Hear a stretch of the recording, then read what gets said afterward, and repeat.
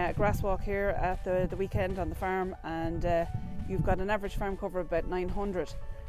What are your plans for autumn grass this year with having that cover on the farm?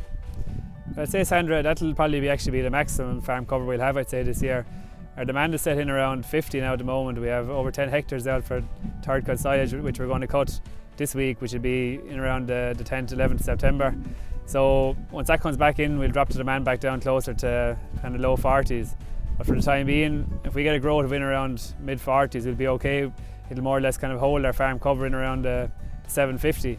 And at that then we'll be grazing covers of no more than 2,100, 2,200. So I suppose the plan with that is not to graze covers that are too high, so the production won't be affected as much and the regrowths will be a little bit faster as well.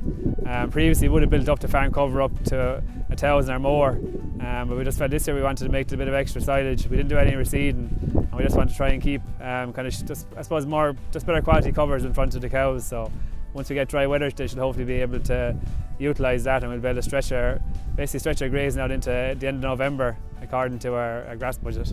Okay, and those you mentioned there, grass budget, that's a tool that you've used for a good few years now. And what benefit does it give you by doing that up, so early in September?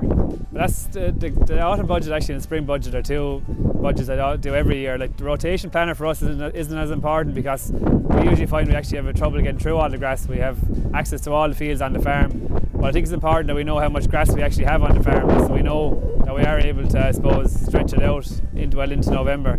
And I suppose according to our budget, I can see that we can feed only 1 kilo of meal up till the end of September, then up that to 3 kilos all the way up to November if the weather was suitable, without any need for silage.